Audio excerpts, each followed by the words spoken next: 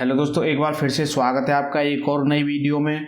हमारा आज का टॉपिक है टीडीएस और टीसीएस की ऑनलाइन पेमेंट कैसे की जाती है गवर्नमेंट को, चाहे वो किसी भी सेक्शन में डिपॉजिट क्यों ना करना हो। सारी चीज़ें डिटेल में बताऊंगा। वीडियो को स्टार्ट करने से पहले मैं आपको कुछ चीज़ें बता देता हूं जो कि हमें ध्यान रखनी होती हैं।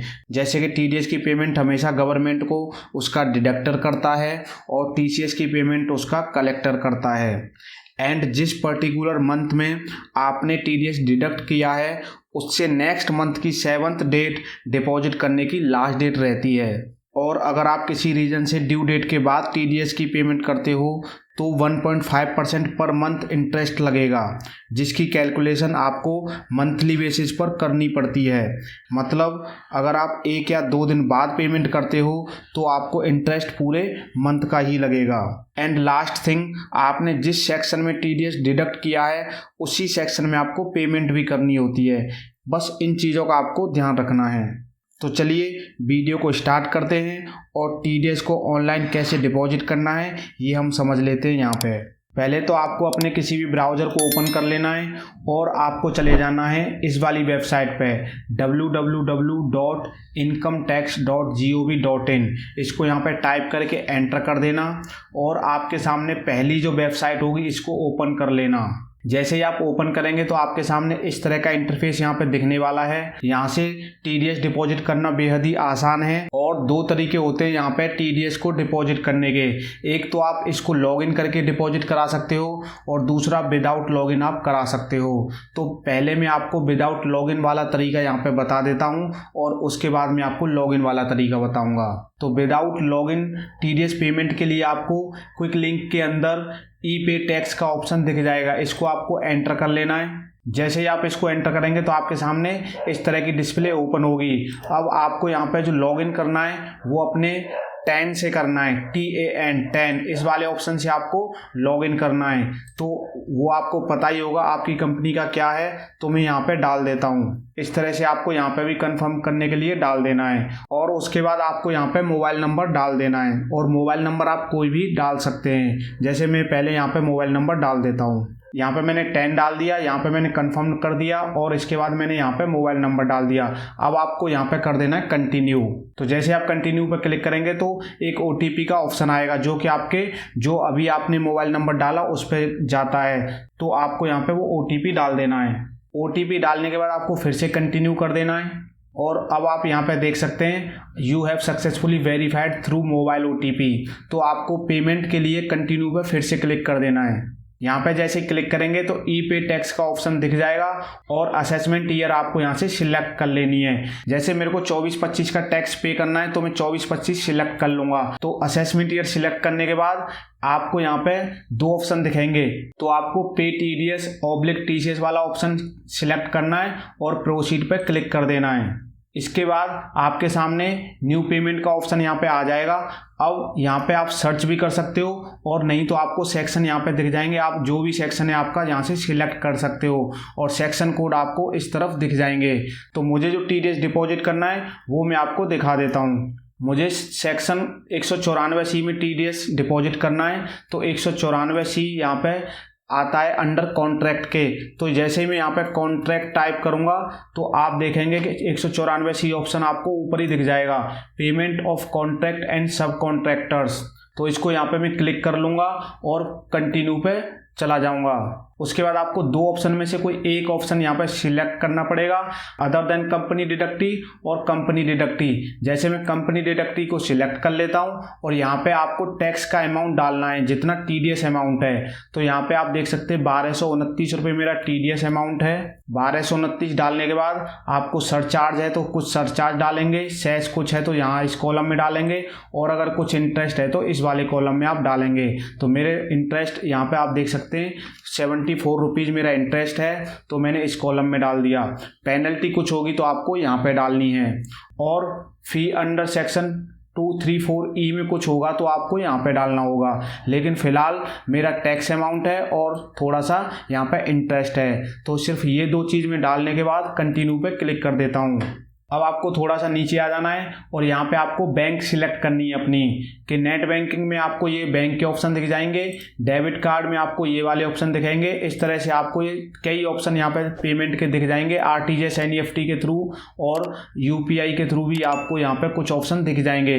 तो मैं नेट बैंकिंग के थ्रू करूँगा तो नेट बैंकिंग पे क्लिक कर दूंगा और यहाँ पे मैं बैंक को सिलेक्ट कर लूँगा। जैसे मेरी एक्सिस बैंक है, एक्सिस बैंक को यहाँ पे सिलेक्ट करके कंटिन्यू पे क्लिक कर देना। उसके बाद आपको थोड़ा सा नीचे आ जाना है कर्सर से और अब आपके सामने जो डिटेल आपने डाली थी वो सब की सब यहाँ पे दिख जाएगी, तो आप रिव्यू कर सकते हैं। और आप पे लेटर करना चाहते हैं, मतलब बाद में पे करना चाहते हैं तो पे लेटर कर देंगे, ये सेव हो जाएगा आपका। और आप अभी पे करना चाहते हैं तो पे नाउ पे क्लिक कर देंगे। और अब आपको टर्म एंड कंडीशन को यहाँ पे टिक करना होगा, तो मैं यहाँ पे टिक कर देता हूँ और सबमिट टू बैंक को यहाँ पे क्लिक कर देंगे। जैसे ही आप सबमिट टू बैंक पे क्लिक करेंगे तो यहाँ पे दो बैंक के ऑप्शन आपको देखने को मिलेंगे, कॉरपोरेट बैंक और रिटेल बैंकिंग। तो आपको कौन से पेमेंट करनी है वो आप देख लेना। तो मैं तो यहाँ पे कॉरपोरेट बैंक सिलेक्ट करूँगा और पे पे क्लिक कर देना है। उसके बाद आपको यहाँ पे कस्टमर आईडी और लॉगिन आईडी, कॉरपोरेट बैंक में 2 आईडी होती है, एक कस्टमर आईडी और उसके बाद लॉगिन आईडी, तो यहाँ पे ये हमें डालनी होगी। तो पहले मैं कॉरपोरेट आईडी यहाँ पे डाल देता हूँ। तो यहाँ पे मैंने कॉरपोरेट आईडी और यहाँ पे मैंने लॉगिन आईडी डालने के बाद यहाँ पे प्रोसीड पे क्लिक कर देना है। उसके बाद आपके सामने पासवर्ड का ऑप्शन आ जाएगा, तो पासवर्ड को मैं यहाँ पे डाल देता हूँ। पासवर्ड डालने के बाद आपको लॉगिन पे क्लिक कर देना है। जैसे ही आप लॉगिन पे क्लिक करेंगे तो आपके सामने इस तरह से डिस्प्ले ओपन होगी, जहाँ पे आपने क्या क्या डिटेल डाली है वो सारी डिटेल आपको यहाँ पे विजिबल हो जाएगी। अब कॉर्पोरेट आईडी में आपको इस तरह से दिखता है और यहाँ पे आपको क्या करना है, नेक्स्ट पे चले जाना है और थोड़ा सा जब नीचे आएंगे तो अप्रूवर यहाँ पे सिलेक्ट करना होता है। अब आपको यहाँ पे एक चीज़ समझनी है, अगर रिटेल बैंक से करेंगे तो डायरेक्ट पेमेंट होती है, उसमें कोई अप्रूवर का लफड़ा नहीं होता। लेकिन कॉर्पोरेट बैंक से करेंगे तो यहाँ पे मेकर एक जना होता है और अप्रूवर दूसरा होता है। तो मैं मेक करूँगा, अप्रूव कोई दूसरा करेगा, वो आपका बॉस हो सकता है, मैनेजर हो सकता है, या आप खुद भी हो सकते हैं, वो आपको ही पता होगा। तो अप्रूवर मैंने यहाँ पे सिलेक्ट कर लिया। तो 1 टाइम पासवर्ड आपको यहाँ पे डालना है और 1 टाइम पासवर्ड होता है OTP, जो कि आपके मोबाइल नंबर पे आता है, तो वो मैंने यहाँ पे डाल दिया। अब आपको कर देना है कंफर्म। जैसे ही आप कंफर्म करेंगे तो आपके सामने सक्सेस का ऑप्शन यहाँ पे आ जाएगा। अब आप यहाँ पे देख सकते हैं कि सक्सेस हो चुका है और awaiting bank confirmation again this CRN, मतलब पेमेंट आपकी जो TDS की है वो बन चुकी है, लेकिन अप्रूव के लिए अभी पेंडिंग है। अब आपको मैं एक्सिस बैंक में जाके दिखा देता हूँ कि वो कैसे पेमेंट में पेंडिंग है। मैंने एक्सिस बैंक को ओपन कर लिया है। आप देखेंगे कि मैंने 1303 रुपये का चालान यहाँ पे बनाया था, जो कि 1229 टैक्स था और कुछ इंटरेस्ट था 74 रुपीज़, तो टोटल मिला के 1303 रुपये हो रहे थे। तो सबसे लास्ट में जाके देखेंगे तो यहाँ पे दिख जाएगा आपको पेंडिंग फॉर कॉर्पोरेट, तो अप्रूवर इसको अप्रूव करेगा तो ये आपकी टैक्स का चालान जनरेट हो जाएगा और चालान उसी समय आप प्रिंट भी कर सकते हो। अब मैं आपको बता देता हूँ लॉगिन करके आप TCS या TDS को कैसे पेमेंट कर सकते हो। उसके लिए आपको क्या करना होगा, या लॉगिन पर क्लिक करना होगा और आपको यहाँ पे अपने 10 नंबर से लॉगिन करना है। ध्यान रखना 10 नंबर से लॉगिन करना, तो 10 नंबर में यहाँ पे पहले डाल देता हूँ। 10 नंबर डालने के बाद आपको यहाँ कंटिन्यू पे क्लिक कर देना है और ये वाले ऑप्शन को टिक कर लेना है और यहाँ पे आपको डाल देना है पासवर्ड। पासवर्ड डालने के बाद कंटिन्यू पे क्लिक कर देना। जैसे ही आप कंटिन्यू पे क्लिक करेंगे तो आपका ये यहाँ पे लॉगिन हो जाएगा। आप यहाँ पे देख सकते हैं आपकी कंपनी का नाम भी आ जाएगा। अब आपको चले जाना है ई फाइल में। ई फाइल में आपको ई पे टैक्स का ऑप्शन दिख जाएगा, इसको क्लिक कर लेना। जैसे आप ई पे टैक्स पर क्लिक करेंगे तो आपके सामने इस तरह की डिस्प्ले ओपन होगी। यहाँ पे आपको न्यू पेमेंट का ऑप्शन दिखेगा, सेव ड्राफ्ट, जनरेटेड चालान आपको यहाँ पे दिख जाएंगे। जैसे हमने अभी एक चालान बनाया था 1303 रुपये का, वो आपको यहाँ पे दिख जाएगा। और अवेटिंग कंफर्मेशन फ्रॉम बैंक, ये इस तरह से आपको यहाँ पे दिख जाएगा, क्योंकि अभी ये जनरेट हुआ चालान, अभी इसकी पेमेंट नहीं हुई है गवर्नमेंट को। जैसे ही आपका अप्रूवर इसको अप्रूव करेगा तो यहाँ से ये पेमेंट हो जाएगी और आप इसको उसके बाद कॉपी और व्यू डिटेल भी कर सकते हैं। देन आपको आ जाना है पेमेंट हिस्ट्री पे। यहाँ पे वो चालान देखेंगे जो आप पे कर चुके हैं, और आप अगर पुराना चालान कोई डाउनलोड करना चाहते हैं तो वो आप यहाँ से कर सकते हैं। 3 डॉट पे क्लिक कर देना और आप यहाँ से डाउनलोड का ऑप्शन आपके सामने ओपन हो जाएगा। और यहाँ पे चालान स्टेटस इंक्वायरी आप यहाँ से चेक कर सकते हैं। आप फ्रॉम डेट और टू डेट सिलेक्ट करके यहाँ पे अपने चालान की इंक्वायरी चेक कर सकते हैं। और अब बात कर लेते हैं यहाँ से पेमेंट कैसे होगी। तो न्यू पेमेंट पे आपको क्लिक कर देना है और आपके सामने पहले जैसा ही ऑप्शन आ जाएगा कि आपको असेसमेंट ईयर यहाँ से सिलेक्ट करनी है और आपको पे TDS/TCS वाला ऑप्शन क्लिक कर देना है और यहाँ पे प्रोसीड कर देना। इसके बाद आपके सामने फिर से इस तरह से सेक्शन आ जाएंगे, सेक्शन कोड आ जाएंगे और यहाँ पे आप सर्च करके देख सकते हैं। जैसे मुझे यहाँ पे प्रोफेशनल फी का टैक्स पे करना है, तो जैसे ही मैं यहाँ पे प्रोफेशनल टाइप करूँगा तो आप देखेंगे कि यहाँ पे फी फॉर प्रोफेशनल और टेक्निकल सर्विस यानी 94J का ऑप्शन यहाँ पे आ गया।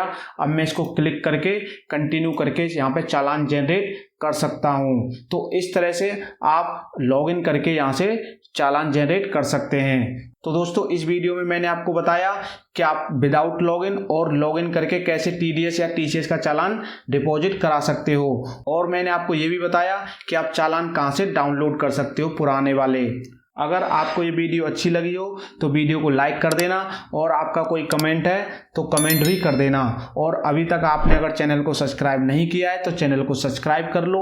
तो मिलते हैं ऐसी किसी नई वीडियो में नई जानकारी के साथ। तब तक के लिए आप सभी अपना बहुत बहुत ख्याल रखें।